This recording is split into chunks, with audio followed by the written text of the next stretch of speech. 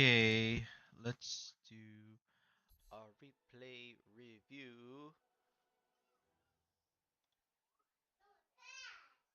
We're gonna do Nightstalker. I chose this game specifically because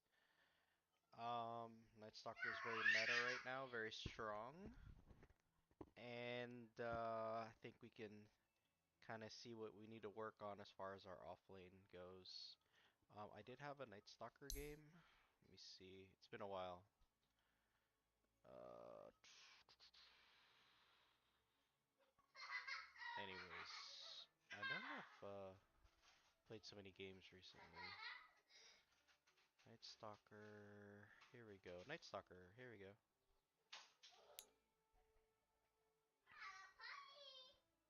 So, just gonna compare here, but it's like I got a 12-minute blink, and then let's go to yours.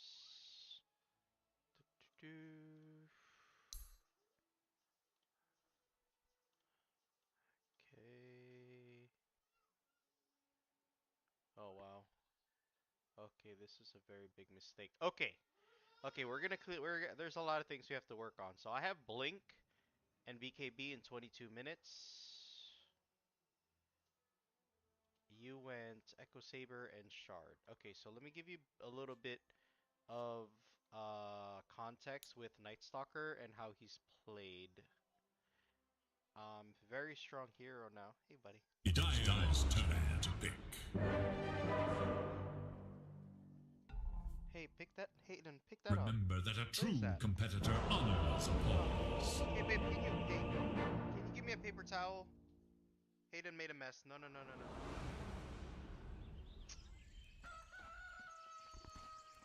Hayden, Hayden, give me that paper towel.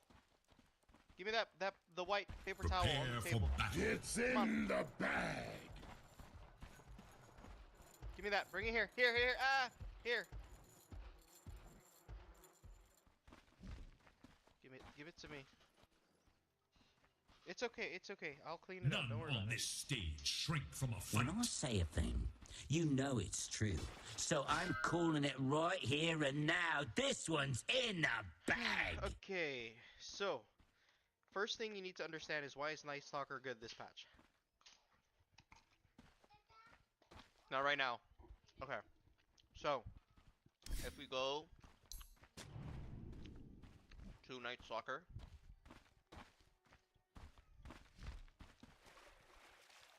I don't think they patched Nightstalker. Just 30 seconds now. 741.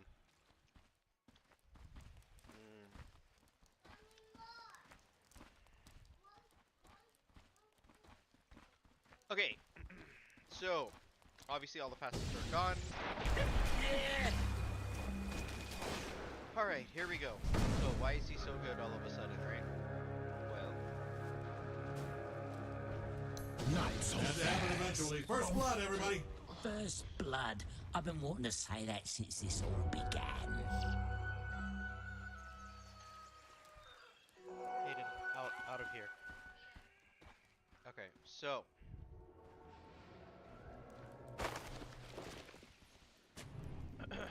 sorry. Okay. Move speed, attack speed.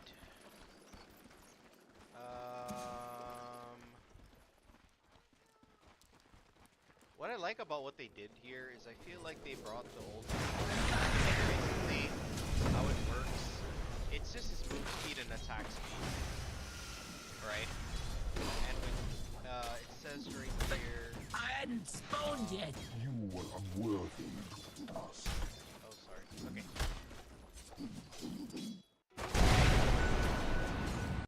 Sorry. Okay, here we go. So challenging the rune. Yep, it's all good.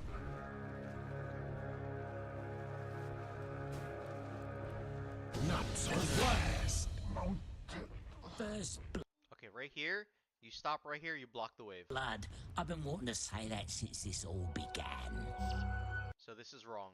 You stop right here, you block the wave. Okay, there's your first mistake right there.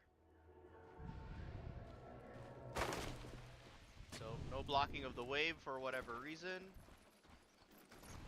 Okay. All good. You should use your stick charges. I hadn't spawned yet. Unworthy. And now we focus on pulling the wave and last hitting. Okay, so no tango. You're still not using your magic stick. Again, you're still not using your magic stick. No tango, no tango. Okay, finally tango. You're still not using your magic stick. You should use your magic stick. It can only hold six charges.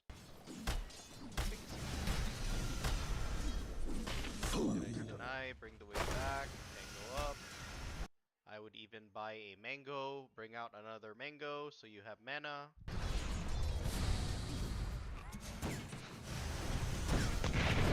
Okay.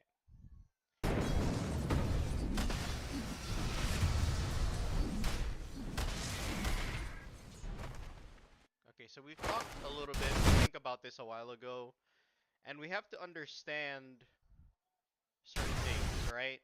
So let's just break it down from a conceptual standpoint of understanding, okay, against a Skywrath and a CK versus a Nightstalker and a Techies, who wins this lane in your opinion? And I would say, well, at level 1 in the morning, definitely CK and Skywrath. So in our head, in our thought process, all we are focused on is playing defensively, keeping up with our regen, and purely last hitting. So we're blocking the wave at the start, literally. We're pulling immediately. We're aggroing to the range creep, getting it denied. We are sustaining with health and mana and using our magic stick, right? And we are very cognizant and aware that if you get caught out in a 2v1, you're dead. There should be no trading, right? There should be no offensive really position unless you're in a position to kill. Right here, right? So he jumps on them. Okay. Well, first of all, this right here needs to die. So I would aggro all of these creeps back here, and he can go screw himself. Now, ideally at the start of the game, you should communicate with techies, right? You should be like, "Hey techies, I'm very weak at level 1. This is going to be a hard lane until it's nighttime.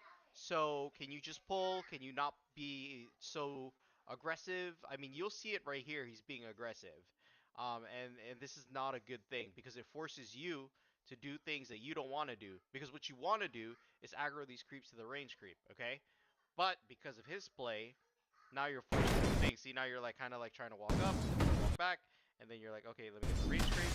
And then right here, you should just be literally running back. But instead, you're like hitting CK in the morning. We have slow movement speed.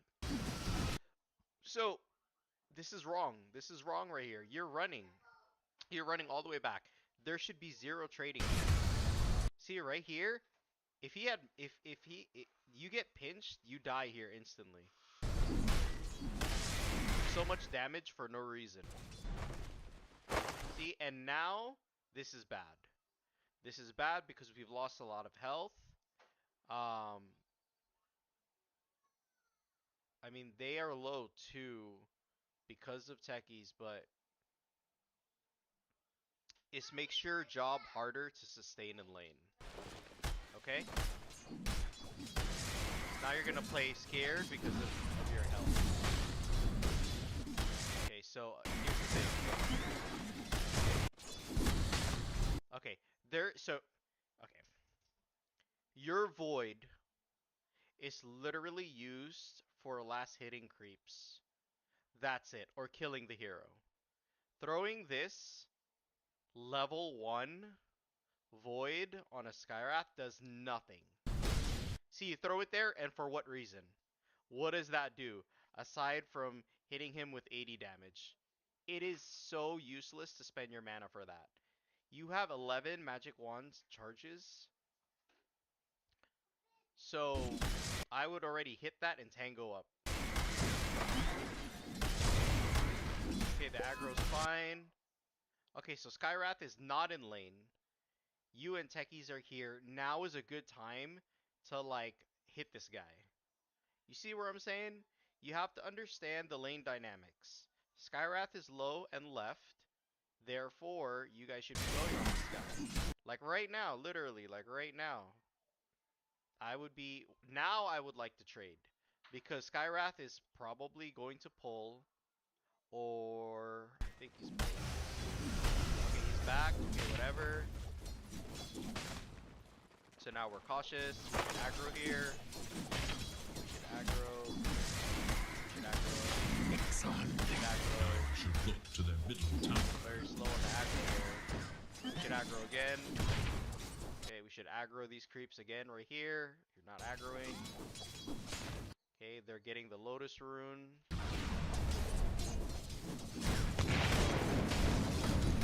Okay, see, here we go again. So we're being forced, and you're hitting CK. Okay, and this is not good for a couple of reasons.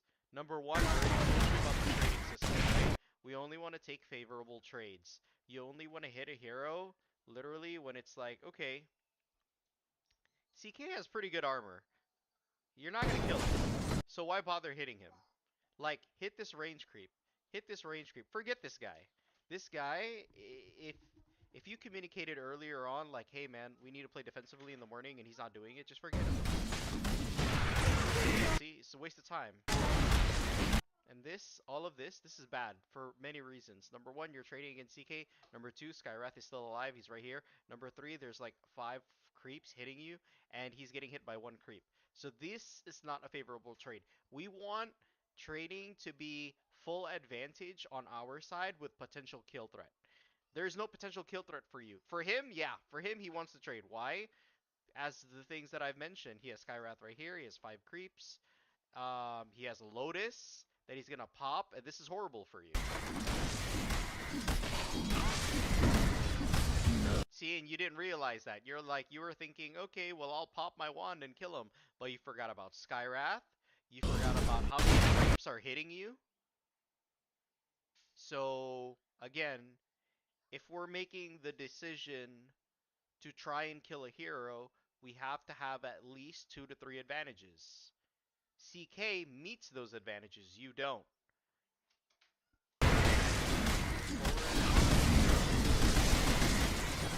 Control group. So far, laning stage is pretty ass. I gotta say. It's alright.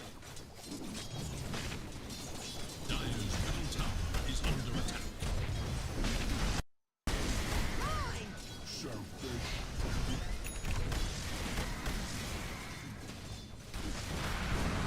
Okay, one thing you want to do in this lane is buy raindrops.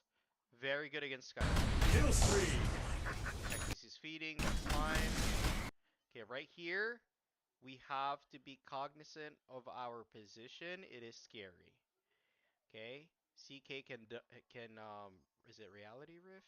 Yeah, Reality Rift stun. This guy can use his spells to slow you. Oh, look at that. And you lost that much health. See, but what I want you to realize is that you need to do this prior. Right here.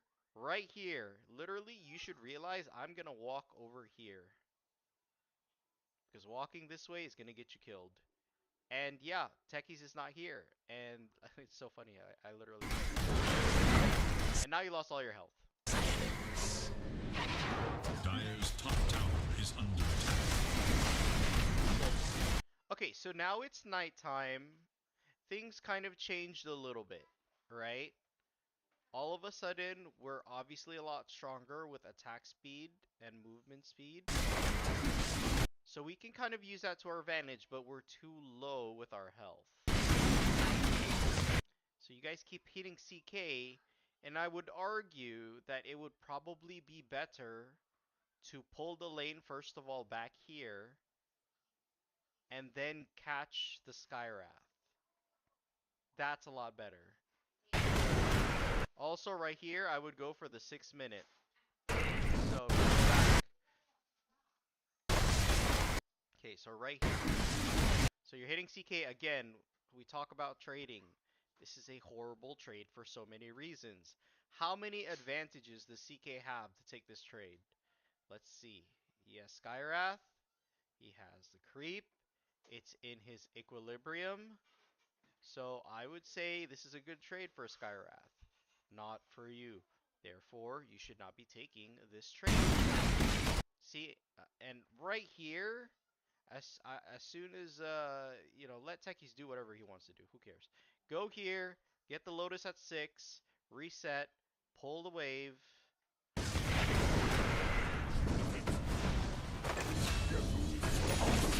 We want the wave on our side. Structures against attacks. Okay, this is. I'm gonna stop right here, because the way you're playing Nightstalker is actually just it's very incorrect. You're not paying attention. You're taking bad trades. You have to understand the matchups, and your items are actually really bad this game.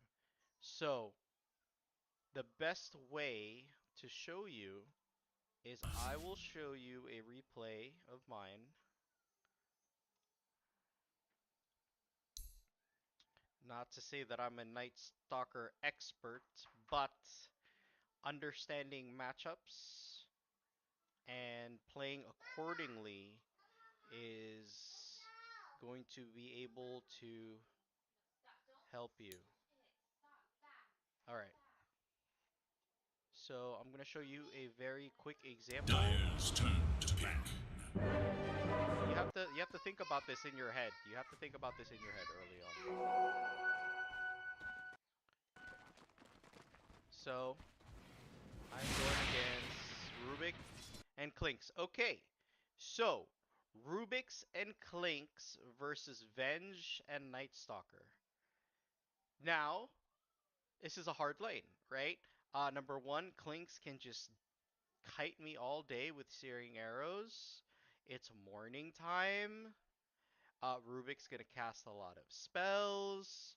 So, this is a very hard lane. Now, what are my advantages? Well, there's a couple things. When it's nighttime, obviously. Obviously, I have VS for his stun, which does a lot of damage. So if they we have to play to our strengths and be aware of our weaknesses. So I've already just stated that. So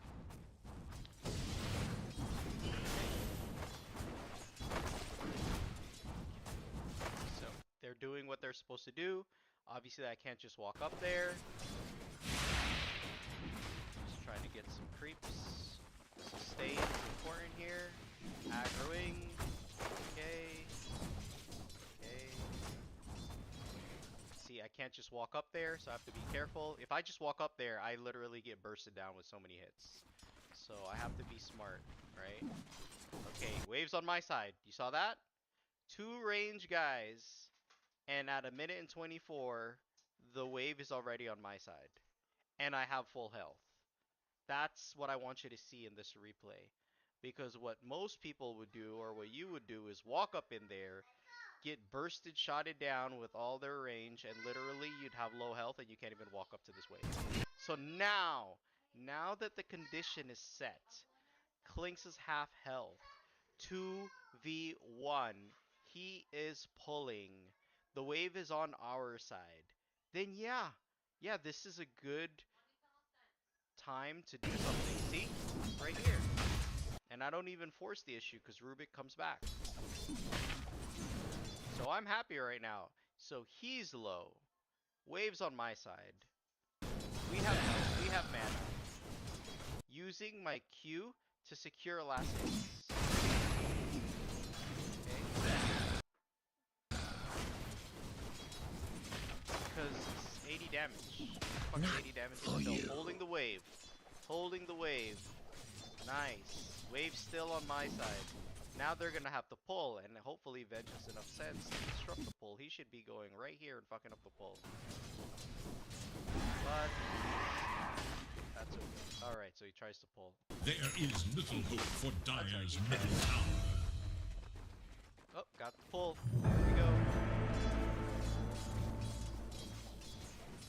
Okay, more of the same stuff, right? Dire's See, I'm not distracted by what he's doing. tower is in I'm focused on last hitting. I'm focused on pulling the wave back. Okay. They are on a So more of killing the same spree. stuff. Aggro. bottom tower Okay. is in Okay. Catching out of position. Let's see what happens here.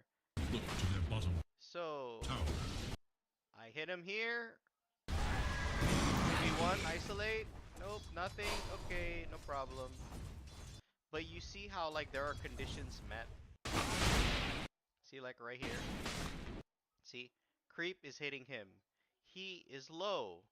We are here all together. He has stun. I have yeah, level 2 void. So probably won't kill him. But the trade is good. If it's nighttime, this guy dies, by the way. But it's good. It's a good trade. And this is what I'm talking about. These are the trades you want to do.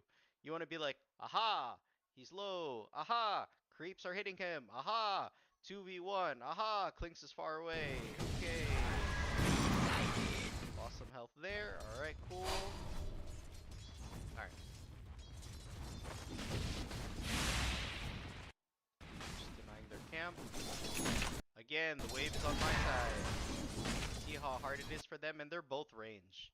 I mean, they should be abusing and kiting like crazy. Buying my time, buying my time. Okay. Ah, nighttime. Okay, let's see what happens here. Okay, let's slow this down. Okay, so I'm last hitting. VS tries to make a play. I am here. And once again, when it comes to trading, things change when it's nighttime for Nightstalker. I'm faster, I'm stronger, and I have full health, I have full mana. So, I see an opportunity here. And we try it out, right? We go forward. Okay, I hit him with my spell to slow him down. And now I'm making the distinction, okay, this tower is focused on him. He's super low. It's nighttime. I have full health. So I think, yeah, I'm going for this guy. So make the decision to go on him.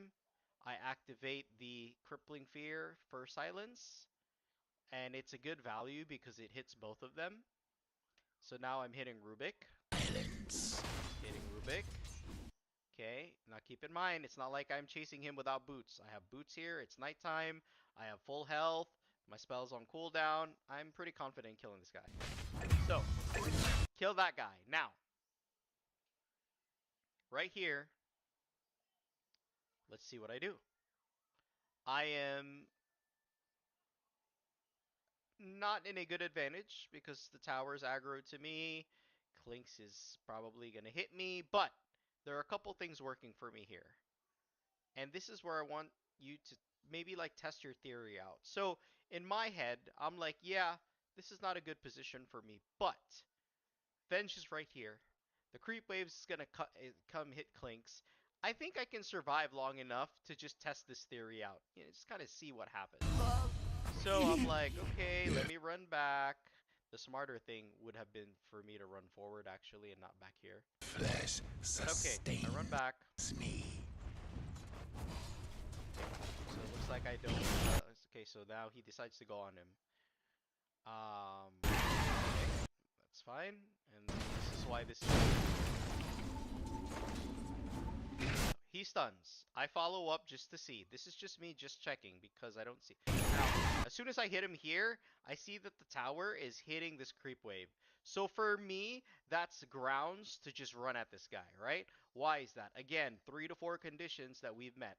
Number 1, he's low. Number 2, creeps. The main thing is that the tower is hitting these creeps.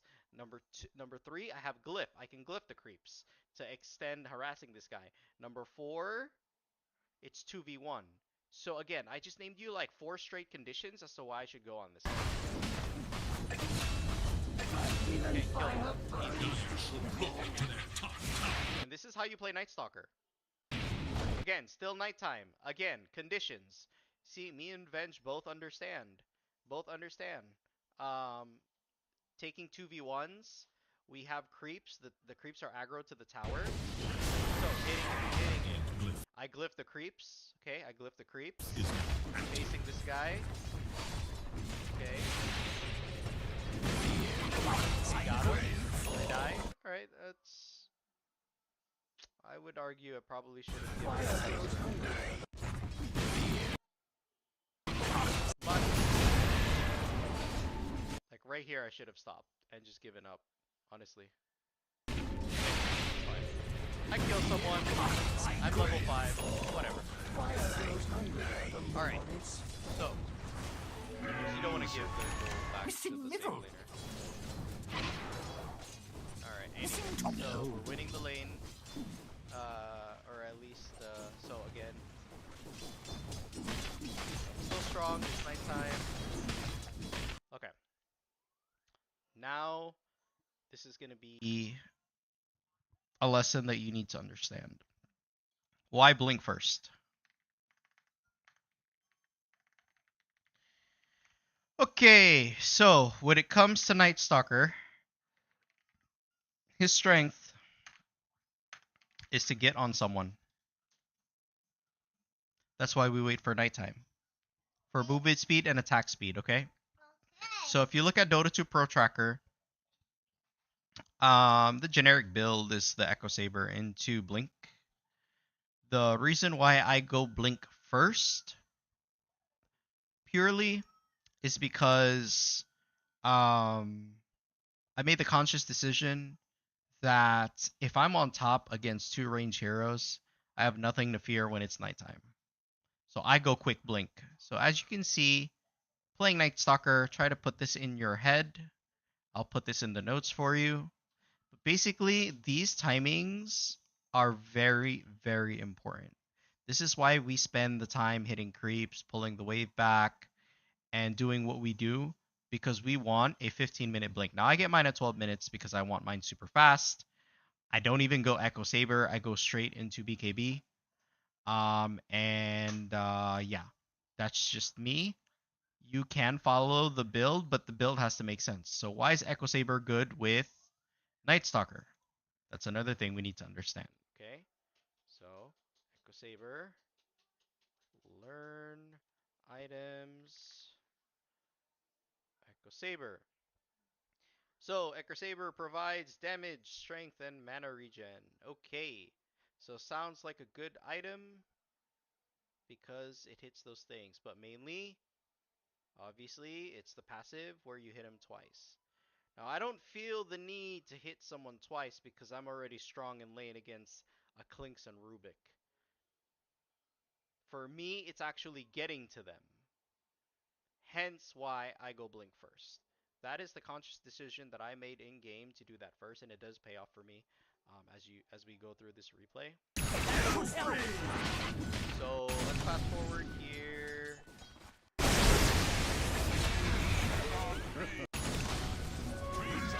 I'm just gonna show you the laning phase, because I think we've harped on enough about what we need to do as an offlaner. But yes, so let's just talk about matchup wise. So our lineup versus their lineup, right? So the way I look at our lineup is that we have a lot of stuns, a lot of AoE spells, and we can make a huge impact when it's nighttime and in the mid game because we have a Luna, right? I don't want to go against a late game Klinks. I want to make sure the Razor's in check, right? These are the things that I'm thinking about. So the way I'm going to play this game is exactly that. I don't want this game to go late. I'm getting a blink ASAP and fucking up this Klinks and creating as much pressure as I can. I'm going to try to fuck up Razor's game because Luna needs to farm. We want to end this mid game because late game Luna versus late game Klinks. I mean, I'm taking Klinks, right? So that's the thought process. So if we look at the way how this is played, and this is why I TP here, because I see opportunity and play. Right here. Fucking up their Pudge, fucking up their Razor. It's nighttime. Make a play. This guy, set the tone, set the tempo, and then immediately go back to what I'm supposed to do. So first we need to adjust a couple things, right? So number one, it's my regen. Radiant So I go get Lotus. should look to their middle tower. Okay, regen is good. There Backpack is items, little hope Lotus. for Okay, Radiant's go middle back tower. to top. Get my farm, get my blink, and continue this. Alright. Address the regen. See? Gotta address these things first before we can get back to the lane. Hold the wave.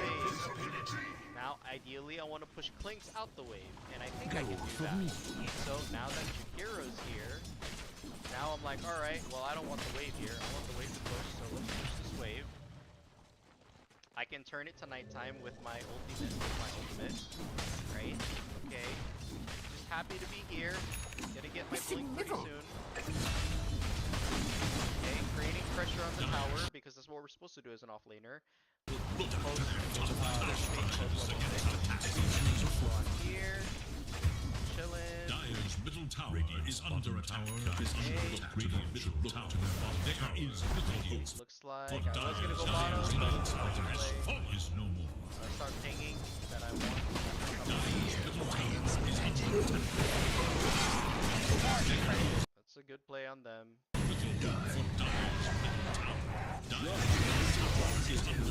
Dire's top tower is under attack. Blink. The Radiant eager to know Dire's Play here. I whereabouts. think Pudge is still roaming here.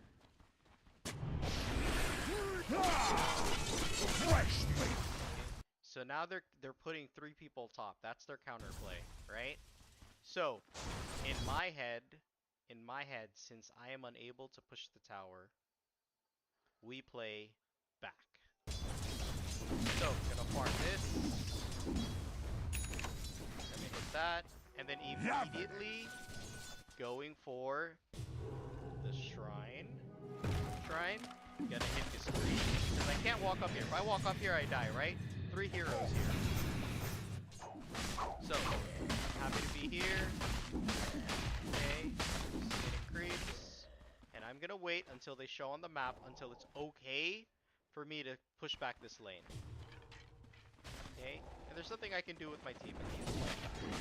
So, right here, okay, gotta be patient. Wanna take the tower? Can't take the tower.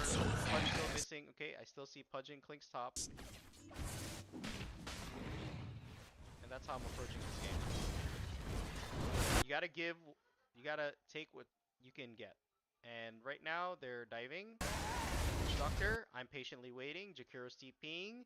Now it's favorable. See, now we've met the conditions of, okay, this is a favorable fight. There's gonna be 3 of us here. Under our tower. We have vision of Clinks. Opportunity. So patiently waiting, baiting, not showing. Okay, now I show, immediately pop my ult, and get on top of who I need to get. So again, value right here. Crippling fear on both of them. Now I'm watching a kill spree.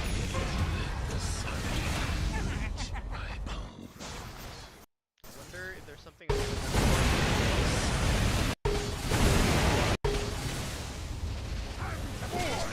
down. So he ults.